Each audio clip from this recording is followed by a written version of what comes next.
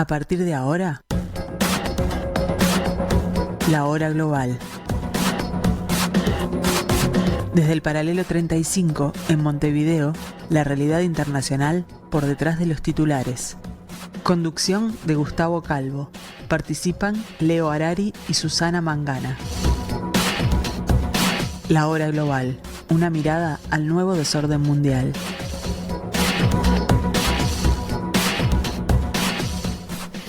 Buenas tardes amigos, bienvenidos a este pedacito de la tarde de Radio Mundo en el 1170M de vuestro dial, como cada martes y cada jueves a las 15 horas, en este desafío para tratar de entender este nuevo desorden mundial desde aquí, desde el paralelo 35.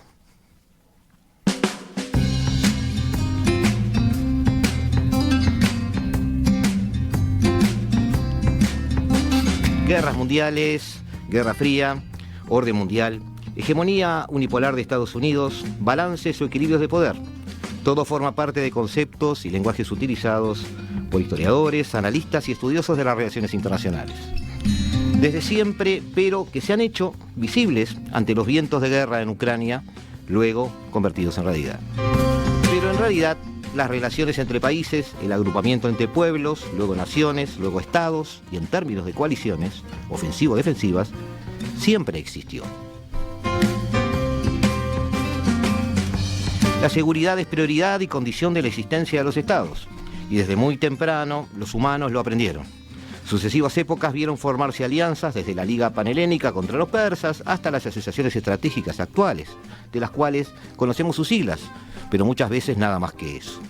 La concepción de estados emergida de Westfalia, la idea de política exterior, la evaluación de la guerra como una continuación de la política, han sido elementos presentes en la historia política del planeta. Entonces, tanto la paz como objetivo y por otro lado la guerra como instrumento son fundamentales objetos de estudio. Cuando además la realidad nos muestra que no solo los estados manejan la violencia, que hay actores organizados que suponen amenazas de seguridad, todo se vuelve un problema creciente en un mundo que además asiste a una nueva era de interrogantes y desafíos. ¿Qué amenazas hay hoy para la seguridad internacional? ¿Qué es la seguridad internacional? ¿Quién manda hoy en el planeta? ¿Debe mandar alguien? Sabemos lo que pasó, el orden que ya no existe, pero ¿sabemos hacia dónde vamos? Esta tarde con nosotros Juan Bataleme, especialista en asuntos gubernamentales con amplia trayectoria y conocimiento de la función pública, asesor a nivel estratégico nacional en la formulación, planificación y gestión de políticas de cambio en las relaciones internacionales, director académico del Consejo Argentino para las Relaciones Internacionales, magíster en Relaciones Internacionales en la Facultad Latinoamericana de Ciencias Sociales, Flaxo, que es conocida por nosotros, magíster en Ciencias del Estado, licenciado en Ciencia Política con orientación en Relaciones Internacionales de la Universidad de Buenos Aires. Juan, me estoy cansando ya de tu currículum extenso, te doy la bienvenida. Estás en Montevideo, invitado por el Programa de Estudios Internacionales de la Facultad de Ciencias Sociales, Universidad de la República, para nosotros UDELAR. Bienvenido tardes. ¿Y te trataron bien?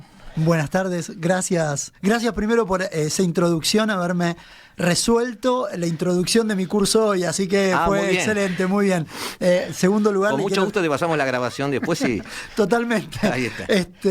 Bueno, gracias por esa introducción, y a Hernán, que está ahí, que está escuchándonos y que fue quien me contactó y quien me invitó a venir a Uruguay, en este caso como profesor, pero país que quiero mucho porque... Mi hermana, el 50% de mi familia vive acá, así que gracias a ustedes. Así que medio uruguayo, que para nosotros es ya, como decir, de la casa. Hernán Olmedo, le mandamos un saludo, está detrás del vidrio hoy, no está aquí, ya estuvo por aquí también. Y arrancamos, Juan, con esto que pretendemos sea entender, como decimos siempre, este nuevo desorden mundial. La historia del siglo XX es impresionante, sus cambios, sus reordenamientos, pero básicamente se ha ido alineando en una especie de juego dicotómico. No quiero ser estricto en esto, pero más o menos es lo que yo veo. Las coaliciones occidentales y los desafiantes a ellas. Ya sé que parezco muy Huntington en esto, pero soy un convencido de eso. El fin de la Segunda Guerra Mundial engendró un sistema de equilibrios que duró bastante, hay que decirlo. Si bien la tensión era extrema, la verdad es que la paz fue más protagonista que en otros momentos de la historia. hubo muchas décadas donde, no vamos a decir que no pasó nada, pero el clima era otro. Implosionó el modelo soviético, pero eso no hace desaparecer una forma de pensar que estaba detrás de esos modelos. Esa aspiración de protagonismo eslavo, pero no solo eslavo, digamos, hablamos de muchas etnias y mucha mezcla, digamos, allí, esas ambiciones dormidas que quedaron luego del 91. Muchos ven a Putin incluso como buscando un retorno con perfil zarista, no soviético. ¿Ves esta situación actual conflictiva? Vamos a aclarar de lo que estamos hablando. ¿Como algo nuevo o sigue subyacente a esa división que era casi cultural de dos mundos de la Guerra Fría? Estoy incluyendo a China en todo esto, aunque no lo mencioné. Voy al inicio de tu introducción, digamos. Cuando vos te dedicás a estudiar las relaciones internacionales, el campo de la seguridad internacional, vos ves que aparece la figura, si me permitís voy a ser coloquial, la figura de Bugs Bunny. Y Bugs Bunny siempre decía una frase que era un latillo, que hay de nuevo viejo, decía, ¿no? Él, en su momento. Entonces, lo primero que yo te diría es que estamos viendo dos cuestiones. Uno, la concreción de una transición internacional que empieza a marcar esta nueva dinámica, esta nueva lógica de Guerra Fría, una Guerra Fría entre poderes navales, si vos querés, entre un Estados Unidos que tiene una vocación navalista, que hereda la vocación navalista de Gran Bretaña, dos grandes poderes continentales, Rusia y China del otro lado, que cada vez parece que van a articular más. No se sabe si los une el amor o el espanto en este momento, pero o ambas cosas. O ambas cosas, tal vez, pero eso vos lo tenés. Y la otra cuestión, lo que nos llama la atención mucho, y sobre todo le llama la atención a muchos de mis estudiantes, o cuando uno está reflexionando de estos términos, es que nosotros venimos de un largo impasse, ¿no? En los 90 fue una especie de impasse estratégico. ¿Qué era un impasse estratégico? Esa mirada muy optimista del mundo, muy transformadora del mundo, en el cual, a partir de una ideología, si se quiere, como la liberal, unificadora, con un proceso de homogenización, iba a traer una larga paz. De ahí la idea de la paz democrática y etcétera, ¿no? Ahora, ese discurso de paz democrática trasladado a la actualidad, ¿en qué se transforma? En una Nancy Pelosi mostrándole al mundo, o en un Biden eventualmente mostrándole al mundo de que estamos de vuelta, como allá en los años 50 del siglo XX, en un enfrentamiento entre autoritarismos o regímenes autocráticos versus democracia. Y eso es lo que nos suena parecido. ¿Qué es lo que pasó? Esa década, esos 20 años de unipolaridad norteamericana, de hegemonía norteamericana, nos transformó en perezosos. Y ahora volvemos a un mundo donde se vuelve a hablar del balance de poder, se vuelve a hablar de la construcción de balance de poder. Se ve que los efectos de los conflictos mundiales, que después podemos clasificar los híbridos, podemos hablar de... Exactamente, pero que esos tienen impactos inclusive en América Latina, como lo tuvo la Primera y la Segunda Guerra Mundial, en nuestra propia cosmovisión del mundo. Y esa transición es lo que nos está afectando en este momento, desgraciadamente, no para bien, sino para mal en general, porque la perspectiva es que la cosa va para peor. Claro, pero el tema es en el sentido de, está bien, ¿qué pasó en el sentido, a ver si me explico? Estados Unidos no fue un poco ingenuo pensando que porque ganó una batalla política, haciendo caer un muro, no es el muro, es el símbolo, ¿no? Haciendo caer un muro, había ganado la batalla cultural en el planeta. ¿No hubo un poco de ingenuidad en eso? ¿No se olvidaron de que, más allá de que los políticos huían corriendo, los pueblos seguían allí sin cambiar? Porque, por ejemplo, tú decías autocracias, me ubico en un chino, por ejemplo, o un ruso, pero que no tuviera relación con la política, un ruso informado, clase media alta, que tiene bastante amor por su historia, ¿tá? La caída del muro no implicaba transformarse en Bugs Bunny. Básicamente, mirá qué importante lo que estás señalando. Dos cuestiones. ¿Fue Estados Unidos ingenuo? Sí, no solamente fue ingenuo, por una parte, porque eso es un 50%. La ingenuidad conlleva ciertas lógicas de transformación, claro. Entre ellas esta idea de llevemos la democracia, expandamos la democracia. No solo la democracia, valores en general. Obviamente. Y en segundo lugar, soberbio. Pero eso es un problema de toda unipolaridad, de todo gran poder. Para ser gran poder, algo de soberbia tenés que tener, porque ese componente es el que te empuja a vos a la transformación. Estoy de acuerdo. Es el motor interno. Esos dos componentes se combinaron, tal vez en una cosmovisión de idea de nuevo orden mundial, no tanto en George Bush padre, sino más bien en George Bush hijo. La tuviste en la guerra contra el terrorismo. No es solamente llevamos la democracia, llevamos los valores occidentales. Ojo, porque en un mundo, cuando vos ves el retorno de los talibanes, la disminución de los derechos de las mujeres en ciertas partes del mundo, vos decís desde acá, desde Occidente, y la verdad que los valores occidentales tienen alguna diferencia para mejor frente a otros elementos culturales, que suena Huntington, y eso no significa No, estoy pensando, ¿sabes en quién? Estoy pensando en términos gramscianos, es decir, la batalla cultural no se está ganando. No, ahí hay pero esa batalla cultural es muy interesante. Hay un latinoamericano que se la puso a pensar alguna vez, que es Carlos Escudé.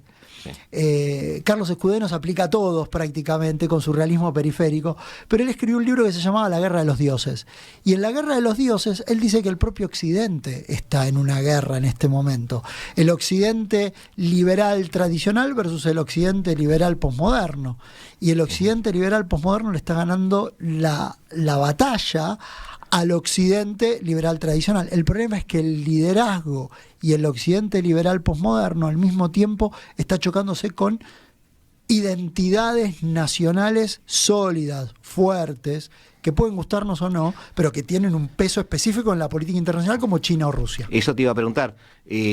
Tanto China como Rusia, como esas otras, sigamos con Huntington, total, no hace daño.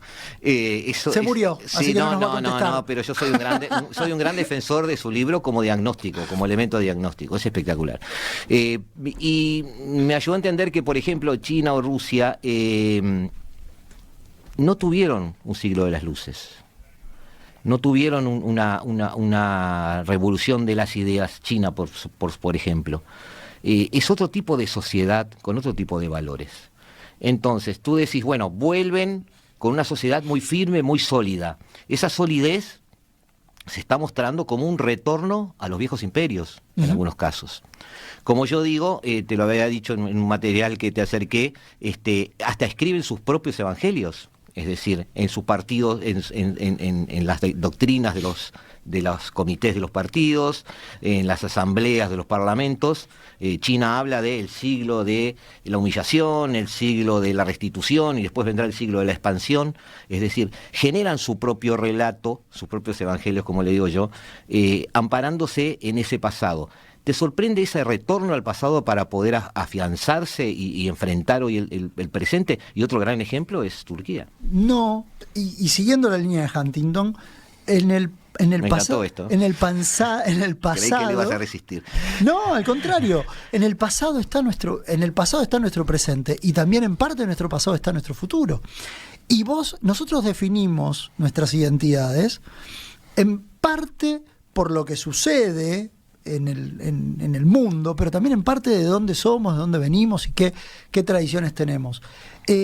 China necesita, por otro lado, salir de un pasado que lo ha tenido en el lado perdedor de la historia, pero cuidado, ¿en qué lado perdedor? Ha sido invadido, ha sido ultrajado por Gran Bretaña, ha sido invadido por Japón, se han cometido violaciones a los derechos humanos en China, por ejemplo, la masacre de Nankín. Digamos, todo eso hace que China, por un lado... No está el mal llamado el siglo de la humillación. No. Y cuando a uno lo invaden, ciertamente es una humillación. Vuelvo a tu introducción. Los países necesitan sobrevivir. Cuando los invaden, pierden la supervivencia. Digo, Francia fue invadido, y Francia, y mucha de su reconstitución como nación en la parte de Gaulle, cuando llegó De Gaulle tenía que ver con esa invasión, ¿no? Entonces, ahora, claro, cómo esa identidad se define al futuro no está condicionada por el pasado. El pasado sirve de banquito, exacto, nos sostiene, pero después tiene que ver con cómo van a definirse. Ahí aparece, por ejemplo, el realismo que te dice a vos. Y mirá, todos más o menos con poder nos comportamos de la misma forma. ¿Qué es lo que estamos viendo hoy con Nancy Pelosi? Bueno, los chinos dijeron, vos me desafiaste a mí, ahora te voy a bloquear la isla. Y hoy Taiwán está bloqueada por un ejercicio naval chino y una demostración de fuerza china que creo que no se había visto en este último tiempo, por lo menos en los últimos 10 años no vimos tal demostración de fuerza de China desde el punto de vista militar. Entonces, la identidad es importante, pero el poder material también es importante. Y el poder material condiciona muchas veces la identidad. Cuanto más poderoso sos, la historia tiene un peso y la identidad futuro que vos vayas a construir es más importante. Pero eso depende del músculo, ¿no? Exacto. Vamos a ir a China, pero primero nos vamos a dar una vuelta por el Mar Negro. Amigos, en unos minutos estamos de vuelta con ustedes. Si ustedes nos esperan, nosotros no nos vamos. Estamos aquí, en el 1170M de vuestro dial, aquí en Radio Mundo, aquí en la Hora Global, en el Paralelo 35. Estás escuchando La Hora Global, una mirada al nuevo desorden mundial. Por si te preguntan qué emisora escuchás. 35. Estás escuchando La Hora Global, una mirada al nuevo desorden mundial.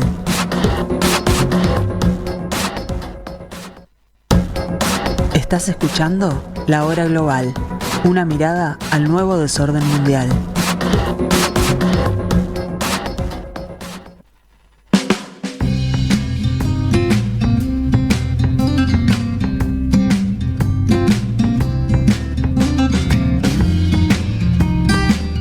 Me dijo Julio Guzmán. Sí, buenas tardes, amigos. Seguimos charlando acá con Juan.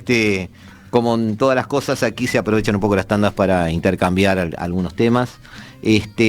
Juan, aterrizamos en el mundo de hoy. Esta guerra de Ucrania, bueno, es una guerra de relatos. Seamos honestos, porque además no resiste mucho análisis porque es difícil analizar. Los relatos son todos diferentes. En tu opinión, ¿es una guerra por Ucrania o es una guerra en Ucrania por otros objetivos? Rusia, en definitiva, como yo escribí en algún editorial, no puede ser borrado del mapa, no se puede mudar, va a estar allí. Europa no está ignorando una obviedad que es la cercanía inevitable de Rusia. Merkel quiso poner un poco de solución a eso. Merkel creo que la extrañamos mucho más de lo que la insultamos cuando estaba en el poder, pero la necesidad que ella encontró de buscar puentes y eso, chocó con Washington. ¿No pensás que Washington ve que Rusia funciona mejor como enemigo? A ver, voy a todas las preguntas que me hiciste. Perdón, algunas horas. En este momento. Lo que pasa es que... Son 40. Pero, no voy a empezar por atrás. Primero, es una guerra en Rusia, es una guerra por Ucrania, es una guerra de relatos. Es una guerra donde el relato tiene un componente importante, sobre todo en esta época donde la guerra está muy mediada por los celulares, está muy mediada por las pantallas y por el alcance global y porque todos tienen un decir. O sea, parte de esa guerra se pelea en Twitter, ¿no? Siempre se dijo, y ya esto es verdad de perogrullo, si vos querés, que en los conflictos armados la primera víctima es la verdad, porque cada cual tiene que dar una cuenta de que está ganando, etcétera, etcétera. Si vos mirás el mapa concreto y a la larga lo que hay es, bueno, es una Rusia que va consolidándose, que empezó con un objetivo, ese objetivo lo tuvo que reajustar y está consolidándose en el sureste del país. Vamos a ver qué pasa con Odessa ahora. ¿Es una guerra en Ucrania? Sí, ciertamente es una guerra en Ucrania, es una guerra que excede, yo no diría por Ucrania, es una guerra que excede a Ucrania y que tiene que ver también con la posición de Rusia en el continente europeo y con con la forma en la cual Occidente se va a comportar con Rusia en los próximos años. Y acá tiene que ver, aparece el argumento de la expansión de la OTAN, que es una expansión que yo entiendo cuando dicen la expansión no tiene nada que ver. A priori no tiene nada que ver porque fue una expansión buscada por los propios países europeos. Sin embargo, Estados Unidos también la canalizó. Entonces, ahí hay corresponsabilidad. Funge como expansión. Exactamente, sigue siendo una expansión. Ese es el punto. Sigue siendo una expansión. No es una expansión militar como la de Rusia en el 2008 o la del 2014, o si vos querés la del 2022, pero no deja de ser una infracción y no deja de moverte esa frontera difusa existente. Más allá de eso, tiene una dimensión militar también. ¿Cuál es la dimensión militar? El cambio tecnológico que vos tenés en la inclusión del espacio, en la articulación de sistemas de defensa antimisiles, en la renovación del material militar norteamericano, en que vos no podés entender la guerra del siglo XXI si no mirás que el mundo se ha ido a ser es un mundo de sensores. Por lo tanto, la guerra también cambió, no en su naturaleza, pero sí en la forma en la que peleamos, en esta idea de mirar robots y demás, ¿no? Entonces, yo te diría que esa es la primera parte. La otra, ¿qué pasa con Alemania en este punto? Bueno, Alemania trató de ser el conector, pero Alemania, recordá que a diferencia, yo recién te hablaba de los navalistas, los continentalistas son los que tienen que lidiar con la vecindad. Sí. Alemania, post Guerra Fría, tuvo que primero unificarse, y la unificación lo llevó a lidiar con Rusia, y también esa Angela Merkel pensó que podía seguir las reglas de la paz de la interdependencia, la paz a través del comercio. Si yo vinculo caños, si yo vinculo productores con consumidores, a la larga voy a tener un espacio pacífico más. Esta también era otra de las grandes esperanzas y expectativas que generaron los... En Alemania está en debate si eso fue correcto o no. Exactamente. Lamentablemente no, pero digo, la política es así, ¿no? El actual canciller fue opositor en las elecciones de Merkel, pertenece a otro partido, y su discurso obviamente es: aquello era equivocado. Si le hacemos caso a algunos analistas que dicen que esta guerra pudo haber sido evitada, otro tema en debate, pero vamos a imaginar por 10 segundos que pudo haber sido evitada, en ese caso hubiera tenido razón. Totalmente. Entonces, no podemos volver atrás el tiempo. Volviendo a la expansión de la OTAN, te voy a tocar un nervio sensible. Stephen Watt escribió un artículo que decía, ¿estás dispuesto a ir a morir en esta guerra por alguien? Una cosa así. No me acuerdo bien el título ahora, tendría que buscarlo. Pero la idea es que Estados Unidos está prometiendo desde hace algunas décadas protección y seguridad a cambio de nada. Que debería Estados Unidos tejer alianzas diciendo, bueno, ¿qué hay para mí? Y no lo hace. Entonces, de hecho, está ampliando su poderío militar. Eso de que los países piden a ampararse en el paraguas de la OTAN a cambio de nada, implica que hay una voluntad política de Estados Unidos de expansión de hecho. Ese análisis es muy interesante porque él lo hace en tono de crítica diciendo, bueno, Estados Unidos está dando demasiado, pero no está cobrando nada. Bueno, ahora vemos que puede estar cobrando.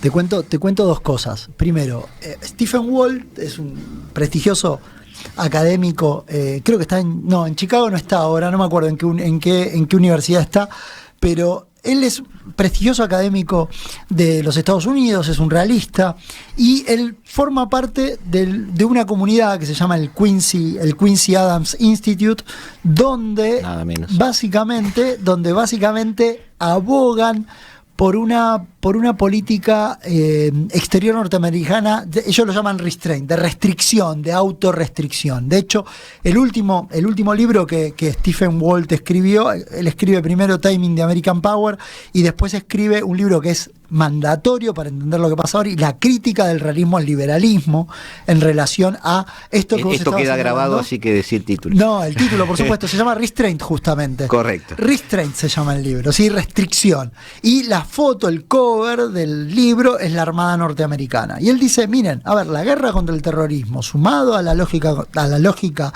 liberal, llevó a un Estados Unidos expansionista. Esto es sin duda. Ahora, la pregunta es, ¿qué ganamos nosotros con esa expansión? Porque nosotros más seguridad no ganamos. Él aboga por la idea de seguridad. Al contrario, nos generamos más inseguridad de la generación. Entonces, mirá qué tipo de operador tenemos aquí. Excelente, ahí está. Exactamente. Restraint de Barry. Felipe Penades. Ese es el último 10 libro. Puntos. Hoy en clase vamos a estar hablando de eso. Ahí está. También, así que. Pero ese libro, ahora vos decís, desde Uruguay estamos hablando de cosas de los grandes poderes. Y fíjense ustedes el Comando Sur, la presencia de China en el Atlántico Sur, cómo también nos termina involucrando en toda esta discusión, ¿no? Entonces, ese era un elemento que es clave. ¿Qué pasa con Stephen Wall? Stephen Wall aboga no por un aislacionismo, sino por menos compromisos que terminen sobreexpandiendo la máquina norteamericana. ¿Por qué? Porque la sangre se agota, o mejor dicho, la sangre se cansa de pelear, la sangre se cansa y el tesoro también se agota. Y en el caso particular de Ucrania, del otro lado, había también un argumento válido, que es el que tú acabas de usar hace unos minutos para otros países en otros momentos, la seguridad. Exacto. Que es tan importante, y ese es un tema, es un giro académico interesante en algún momento de la doctrina de seguridad, es tan importante la percepción de seguridad como la seguridad misma. Y aquí donde estaba sentado tuvimos invitado, no en esta hora, en el horario de la mañana, el diplomático de mayor rango en ese momento de la embajada norteamericana, donde le preguntamos sobre Ucrania, porque él accedió a hablar sobre el tema, y yo le dije que es cierto que puede discutirse si la OTAN estaba operativa el 28 de febrero realmente, o en enero, o en diciembre, pero lo que no podemos discutir es que Putin creía que sí había una amenaza. Tuviera razón o no, la percepción es un parámetro. Y ahí te aparece es una variable independiente. Totalmente. Ahí te doy otro dato de la realidad. Vos decís, ¿la guerra se podría haber parado? No lo sé. Pero, nadie lo sabe. Está muy bueno pero plantearlo. Jugando en la alternativa, ¿no? Esta idea de que hay mundos alternativos que está tan de moda ahora. Vos cuando jugás con la idea de mundos alternativos, ahí te aparece una cuestión que es fascinante. Yo te diría que si Blinken le hubiera firmado la carta, el pedido de Rusia de cerrar el ciclo de expansión en este momento, hasta haber llegado a un acuerdo, no hubiéramos tenido guerra, posiblemente. Ese es un dato importante. El otro dato, la guerra hubiera sido mucho menos costosa. Y acá sé que, vos tenés una partición de agua, ¿no? Están los que dicen, bueno, hay que darle, y esta es parte de la lógica atlantista, hay que darle todas las armas para que logren derrotar a los rusos. Está bien, es una mirada. El costo lo pagan los ucranianos en vidas. Sí, sin duda, la sangre la ponen ellos. La sangre la ponen ellos.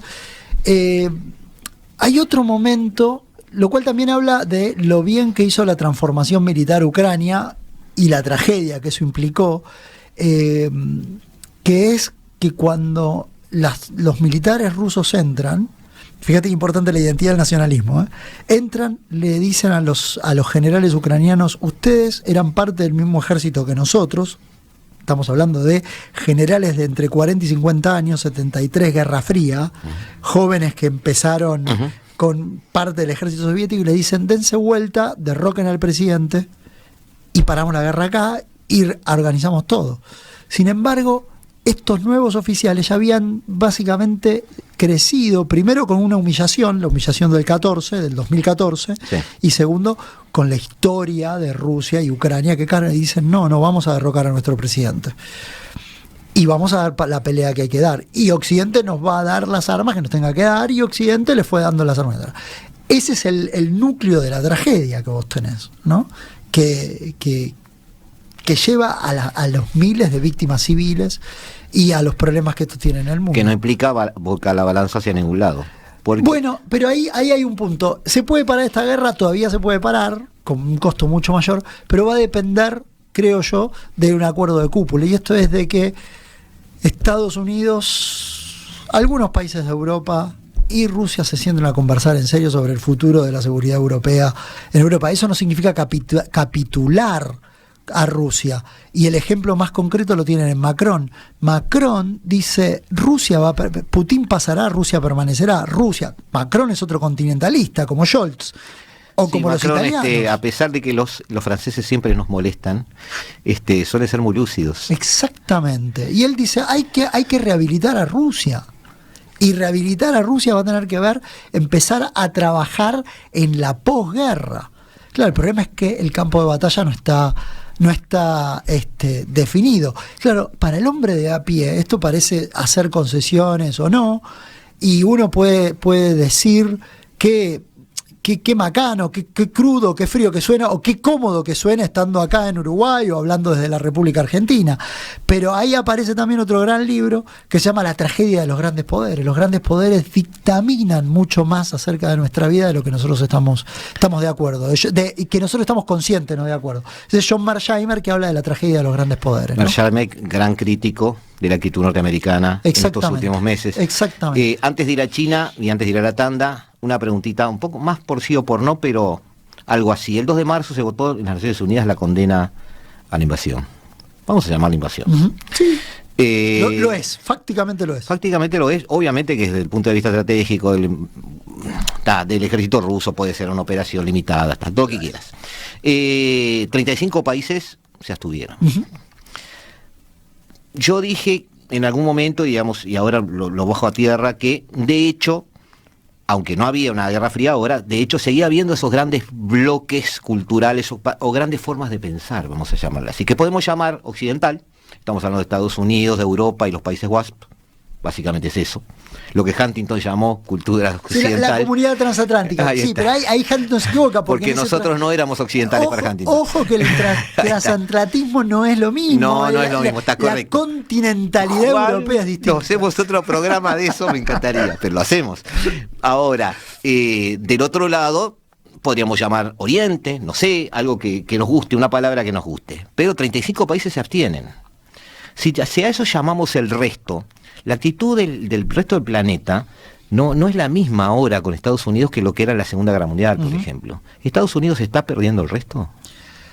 Estados Unidos, no sé si lo está perdiendo. Estados Unidos sí tiene mucho más difícil ganar corazones y mentes. Eso está claro.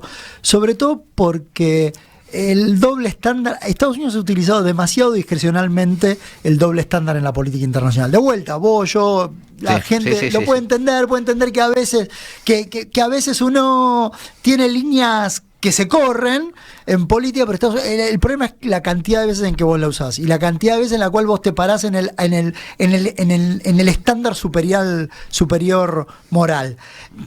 Tu pregunta no es tan de sí o no. No, no quiero caer en el latillo más complejo porque no lo es. Yo te diría que en gran medida Estados Unidos ha perdido el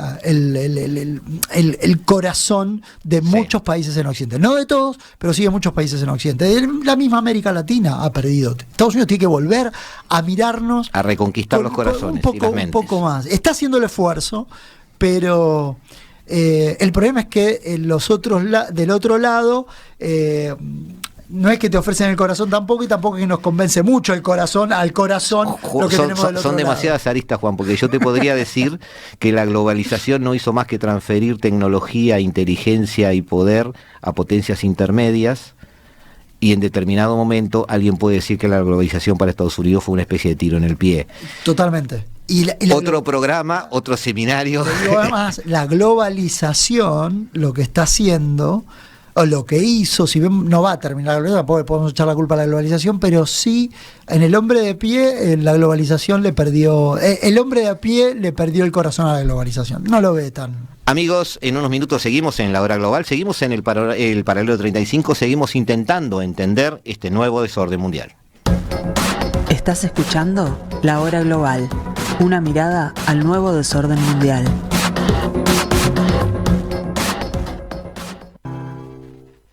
Estamos de cumpleaños, así que lo primero, agradecer a todos los afiliados que confían en nosotros, a nuestro personal, que hace posible que cada año seamos certificados en todos nuestros procesos.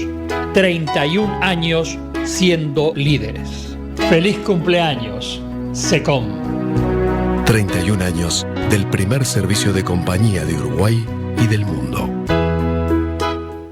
Esta es Radio Mundo, 1170 AM. ¡Viva la radio!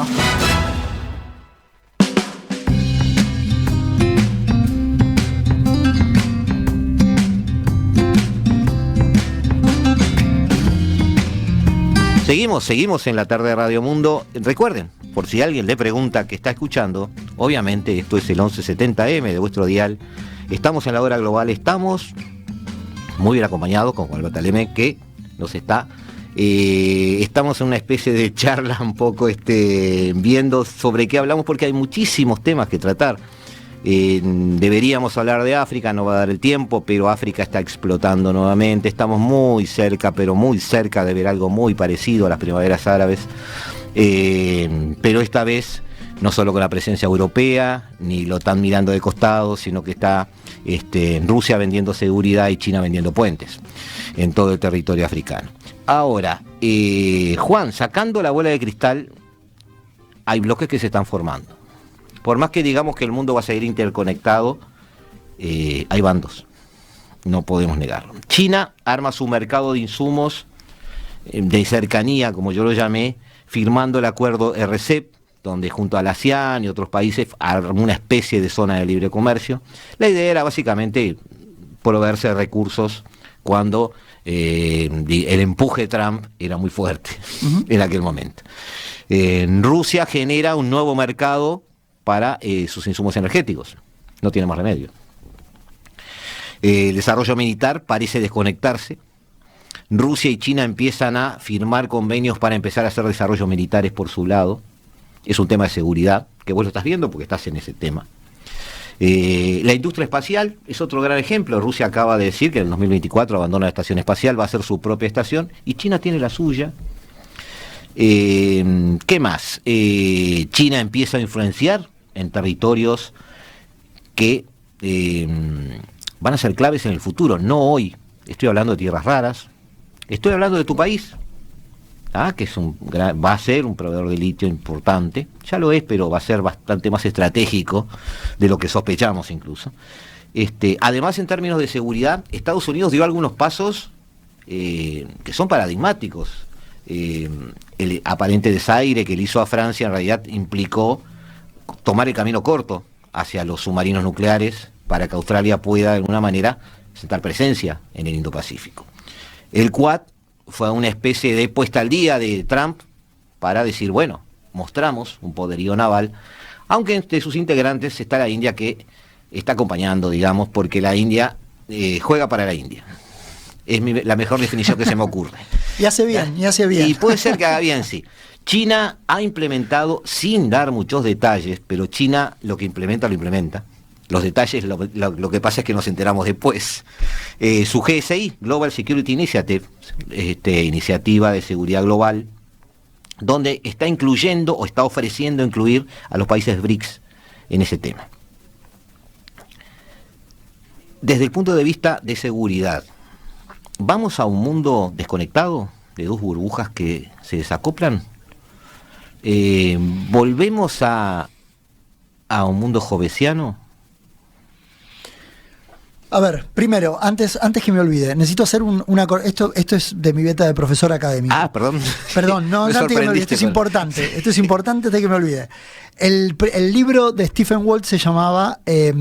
el primero fue Taming the American Power, el segundo, el que hice referencia, es el infierno de las buenas intenciones, y Restraint es de Barry Posen, que forma parte de la misma coalición. O sea, esto quería decirlo, les aviso a los oyentes, esto, sí. Pues después me acordé que el último también libro, escribe ahí. y Mearsheimer también escribe ahí, o sea, Posen, Mearsheimer y Stephen Walt. El último libro que vale la pena verlo de Stephen Walt es el infierno de las buenas intenciones, ¿no? Parafraseando a Churchill. Ya lo están buscando, no te preocupes. Eso, así le muestran la... No, pero además los oyentes lo están buscando. Por favor. Y a los oyentes les pido disculpas por ese lapsus. Mezclé un autor con un libro. Yendo a tu pregunta, ¿vamos a un mundo mucho más desconectado? Ese es el riesgo efectivo que hay en el campo de la seguridad internacional. Vos, por un lado, tenés un Occidente que empieza a meterle restricciones a una China en toda su esfera y trata de llevar a actores como los latinoamericanos a que se metan de lleno en alguna de las dos órbitas. China es mucho más eficiente, mucho más barato, y aparece como un socio de oportunidad importante, sobre todo en el campo de Internet. Digamos, si vos vas al campo de las tecnologías digitales, al campo de la robótica, al campo de la inteligencia artificial, esto está sucediendo hoy, ¿no? Y este riesgo de que tengamos dos Internet, una occidental y una en Rusia o una en China, es un dato muy importante. Ahora, el problema es que el mundo, por más que se desglobalice, tiene un nivel de globalización muy alto. Entonces, romper con esa globalización, y se habla mucho del friendly shoring, del near shoring y demás, va a ser difícil. Fíjense ustedes que quien se benefició de la política de COVID-0 y todo el levantamiento de líneas de producción en China no fue México, fue Vietnam, fue Filipinas, son todos estos países que están lejos todavía. Bueno, me acuerdo cuando nombraron al presidente del BID norteamericano, la idea de Trump era generar en el Pacífico una relocalización donde Colombia también tenía sus sueños en eso, relocalizar plantas industriales completas asiáticas que se trasladaban a Sudamérica. México soñó con eso y, como tú decís, no pasó. Asia sigue siendo más atractivo, entonces en ese aspecto estamos. Ahora, un dato importante y que se relaciona a la primera pregunta tuya, no a la primera pregunta, sino a la pregunta de si Estados Unidos estaba perdiendo corazones y mentes. Yo te dije que sí. Mirá cómo me obligás a ir al gris, ¿no? Porque Estados Unidos tiene mucho más aliados, pierde el corazón, pero no la mente de los latinoamericanos, tiene mucho más aliados que China. China no tiene problema de aliados. ¿Cuántos son los chinos? Aliados concretos que China tiene hoy en el mundo: Corea del Norte, Rusia, Claro. Irán, vamos a suponer, algún que otro país en África. Eso no significa que no esté la ruta de la seda, la ruta de la seda, como lo llaman los chinos. Ahora, Estados Unidos tiene aliados por todos lados: AUKUS, QUAD, OTAN, América Latina, Chile, Colombia, África, Sudáfrica. Ahora, tiene aliados por todos ese lados. juego es realmente válido, ese juego de aliados, porque hay gente que dice que no estamos yendo hacia dos polos, sino que estamos yendo a varios centros. La diferencia es que los polos atraen gente, pero los centros son centros de influencia. Siguiendo esa teoría, yo podría... Tenés que decirle a la gente, Richard Haas. Bueno, está. Richard Haas es el que tiene Está bien, lo que pasa es que esa idea. si no, tú me retás Pensá que la gente busca. Tú me retás después porque me vuelvo muy académico.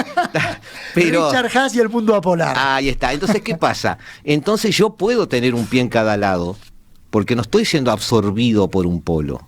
No dejo de ser una funcional a Estados Unidos por tener un convenio con China. Totalmente. Pero no significa... Entonces los grises son viables. Pero vos hablaste de la seguridad, y en el campo de la seguridad el gris corre claro. menos. El campo de la seguridad, en el campo de la seguridad corre menos. Para América Latina, en el Estados Unidos, como siempre nos sucede a nosotros, ¿no? Estamos muy cerca de Estados Unidos, demasiado lejos de China. Podemos hacer todos los negocios que querramos nosotros con China. De hecho, es mandatorio hacer negocios con China, porque nos puede sacar de la pobreza relativa. Ojo que si te hacemos lo esclavo de tus palabras, porque también Taiwán está muy cerca de China, muy lejos de Estados Unidos. Exactamente. Bueno, pero es que es así, y por eso, la diferencia, lo hablábamos recién en el almuerzo. ¿Hay un destino manifiesto de China en Asia? Y también, ¿y cuál es la diferencia? Que en 1996 los norteamericanos le pudieron cruzar un grupo de batalla de portaaviones en el estrecho de Taiwán a los chinos. Hoy lo tuvieron que poner a 50. Ese es el dato. No es que Estados Unidos no puede, pero tuvo que poner, el grupo de batalla de portaaviones lo tuvo que poner entre 50 y 70 kilómetros de Taiwán, no en el estrecho de Taiwán. No es un dato menor. Entonces la geografía nos afecta a todos, como decíamos, decíamos en La venganza de la geografía. Este va a ser el programa menos oído de toda tu audiencia, pero la pasamos hablando de autores, libros, textos. Vayan a la universidad, nos van a decir. No, la gente no interesa. Mirá que la gente la gente... Somos aburridos. No, para nada. No, tenés que ser optimista. Te voy a enseñar que no. Te voy a enseñar que acá en Uruguay eso camina bien. Dejo varios temas de lado porque ya estamos cerca del fin, pero quiero llevarte a tu tierra. En una entrevista con Julio Burman, hablando de geopolítica argentina, porque me interesaba conocer sobre geopolítica argentina, porque para los que estudian geopolítica acá, y algún brasileño con quien he manejado, y también un chileno, todos tienen una especie de agujero negro con la geopolítica argentina. Y Julio Burma me decía, mirá, Argentina es un país clave, es cierto que Brasil dice que se expandió hasta que lo frenaron los Andes, o la Amazonia, al norte lo frenó el Caribe, donde México y Estados Unidos estaban librando sus guerras y era un lugar donde no era sano meterse, y al sur lo frenó el Río de la Plata y Buenos Aires. Uh-huh. Julio me decía, mirá, desde que el general Roca hizo lo suyo, y hubo una especie de integralidad territorial, de alguna manera, sobre la que trabajar, hasta creo que la caída de Perón, por decir alguna fecha, hubo un sesgo geopolítico argentino. Argentina forma parte de esta Latinoamérica que también está viendo todo esto desde el balcón. Pero como tú dijiste, somos proveedores de materias primas y de insumos y somos parte del juego. Dos preguntas en una. ¿Latinoamérica otra vez se ve enfrentado como tantas veces a una posible tercera vía? Y en particular Argentina, después de tantos años de no tener una visión geopolítica, ¿puede encontrar un poco un camino hacia donde ir más allá de la política? En general, más allá de las tensiones existentes en América Latina, como lo vemos en Chile, como lo vemos en Perú, etcétera, hay una idea, voy a ser desarrollista, hay una idea de que la geopolítica, las relaciones exteriores de los países latinoamericanos necesitan de una buena vez integrarnos al mundo de una forma funcional, de forma tal de que logramos salir en algún punto de la trampa de la pobreza. Ahora está la discusión de la redistribución, pero todavía tampoco hemos logrado salir de la trampa de la pobreza. Creo en una América Latina, y ahí tengo una diferencia con Julio. Él habla, le interesa, le gusta la patria, él habla mucho de la patria grande. Creo que no existe ese concepto de patria grande. Yo no creo. Nosotros necesitamos ser un poco más, todos los países de América Latina necesitan ser un poco más egoístas, y creo que en ese contexto no tienen que caer en la tercera vía, sino poder moverse entre dos gigantes y saber moverse y elegir el qué de cada uno de esos gigantes. Yo lo llamo el compromiso selectivo, y por ejemplo, Uruguay es muy concreto, es un muy buen ejemplo de eso que nosotros vemos como compromiso selectivo. Tiene claro sus intereses de seguridad, tiene claro sus intereses económicos y va avanzando como puede, ¿no? Con más o menor velocidad. Argentina tiene un destino geopolítico por peso, por trayectoria, por cantidad de personas, pero tiene que empezar a discutir menos internamente y a mirar un poco más y a lograr un consenso en el plano internacional. Y ese consenso no es llevarnos a las patadas con Occidente, sino tener una mejor relación con Occidente, tener una relación mucho más seria y mucho más proactiva en el Atlántico Sur, con Brasil y con el Reino Unido, porque el Reino, por más que nosotros gritemos, pataleemos, digamos lo que hagamos, el Reino Unido está ahí. Y sobre todo porque si no quiere perder la Antártida, o no solo está ahí, siempre estuvo ahí. Aparte, y porque aparte llevarnos mal con Inglaterra nos termina implicando llevarnos mal con Chile y llevarnos mal en algunos puntos con Uruguay y demás. Entonces tenemos que ser mucho más activos y entender nuestro rol y empezar. Hay un viejo dicho también que dice que si no puedes vencerlos, únete a ellos. Unirse no significa sumisión. Y ese es el problema que uno tiene, sino tratar de convertir una situación de que por sí es mala en el siglo XXI para la República Argentina en algo mucho más positivo para nuestra gente y para nuestro futuro. Juan Bataleme, muchísimas gracias por estar en Uruguay, muchísimas gracias por estar en Montevideo y muchísimas gracias por estar en el estudio de Radio Mundo aquí en la Hora Global, como cada martes y cada jueves, amigos, a las 15. Bueno, esperamos tratar de secuestrarte en algún otro momento y seguir charlando. Muy positivo todo, me quedaron mil cosas por preguntar, ya lo sabés, además lo sospechás, pero no importa. Esto es parte de nuestra pequeño granito de arena para tratar de entender este nuevo desorden mundial, como siempre tratamos de hacer en el 1170M de vuestro dial, aquí en la Hora Global. Nos vamos. Chau, hasta luego. Estén por allí, que nosotros seguiremos por acá.